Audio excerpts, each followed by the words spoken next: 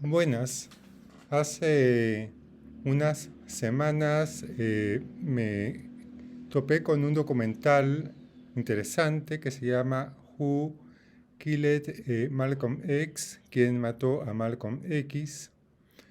Eh, Recomiendo este documental y como sucede muchas veces una cosa lleva a la otra y recordé entonces, que hace muchos años entré en contacto con un artículo, con un libro que se llama La presencia de la religión en la esfera pública o el poder de la religión en la esfera pública, donde aparece un artículo de un filósofo norteamericano, un afroamericano, filósofo y teólogo que se llama Cornel West. Y en ese entonces conseguí algunos otros libros de Cornel West y especialmente uno que era interesante, que es sumamente interesante, que se llama Black Prophetic Fire. Eh, la, el, el fuego profético afroamericano, podríamos decir, como traducción. Y allí, en ese libro, donde Cornel West es entrevistado por una estudiosa de la Escuela de Frankfurt,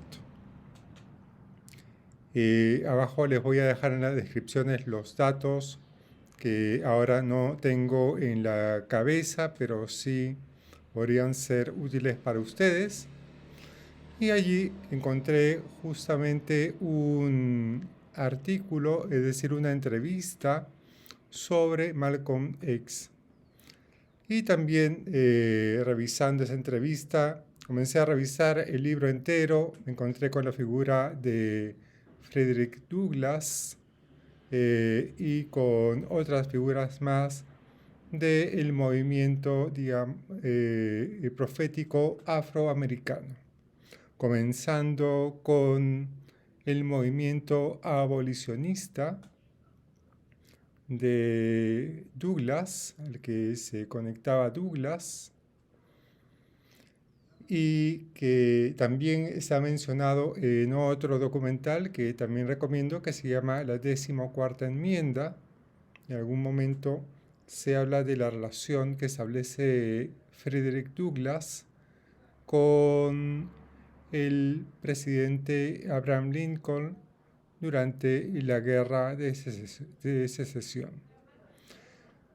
Bien, lo interesante de todo esto es que todo este proyecto, primero abolicionista y después de reivindicación de los derechos civiles, o la lucha, en el caso de Malcolm X, la lucha contra la supremacía blanca en Estados Unidos, todo eso está conectado con un movimiento espiritual y religioso de diferentes índoles,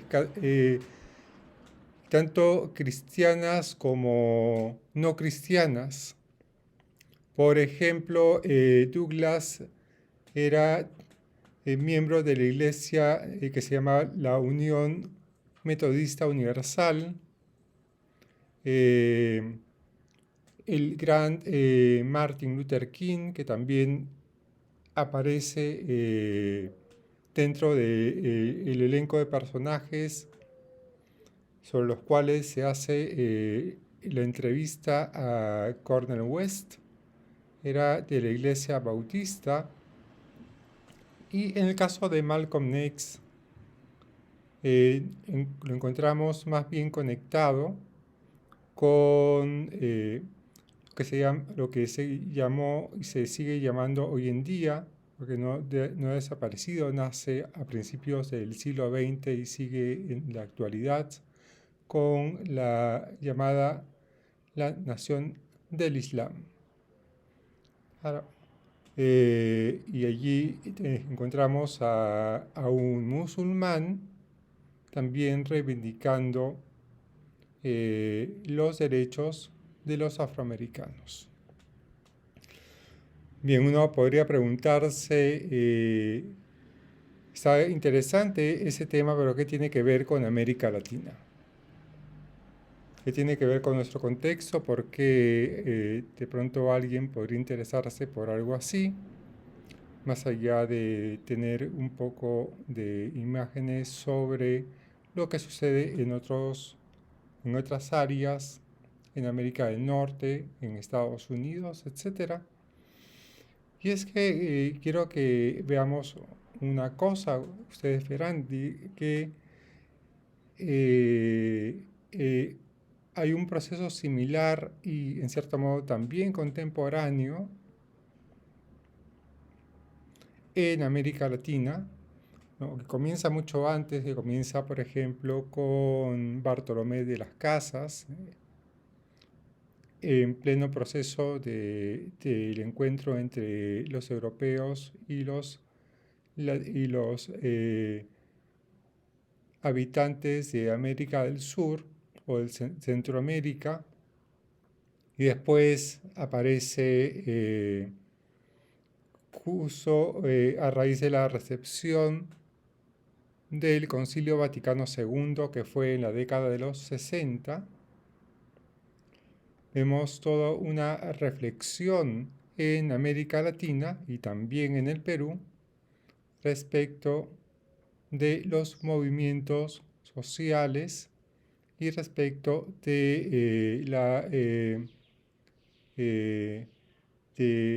la transformación de las condiciones sociales y de vida de la gente menos favorecida de la sociedad. En Estados Unidos, claro, los afroamericanos no son el único grupo poco favorecido. También están los originarios americanos y después hay otras comunidades que vienen posteriormente, los latinos especialmente en la actualidad, o los indios o otras comunidades. Pero y quiero que vayamos a eso, hay como un paralelo. Hay un paralelo que yo suelo conectar con una idea, que es la idea de la voz profética o la religión profética. Entonces, es importante, especialmente para quienes trabajan temas latinoamericanos y temas de religión y teología de la liberación, por ejemplo, en la teología de Gustavo Gutiérrez, esta excelente teología que nació en nuestro contexto. Es importante poder mirar a la luz de esta teología también las experiencias de otros contextos, para poder ver no allá solamente lo que se llama teología negra, como por ejemplo lo que hace el gran teólogo norteamericano James Dunn, sino también, o James Dunn, sino también ver cómo todas esas teologías se encuentran articuladas en un concepto mayor que es la voz profética. Y también lo mismo sucede con la teología feminista y con otras teologías, la teología queer y otras formas de teología. Entonces, esto nos puede ayudar más que a quitarle puntos a nuestra teología que algunos prefiramos y otros no. Nos puede ayudar a contextualizar, a potenciar, a revisar, a establecer los puntos de contacto, las comparaciones y tener una mirada mucho más enriquecida de cómo el proceso teológico está conectado con los movimientos sociales y además cómo todo ello está conectado con contextos concretos, pero también con experiencias que se pueden analogar, con las cuales se pueden hacer analogías interesantes y fructíferas. Bien, lo dejo aquí y nos veremos la próxima vez. Si les ha gustado este material, compártanlo, suscríbanse al canal y activen la campanita para recibir notificaciones. Y conmigo será hasta otra oportunidad. Gracias.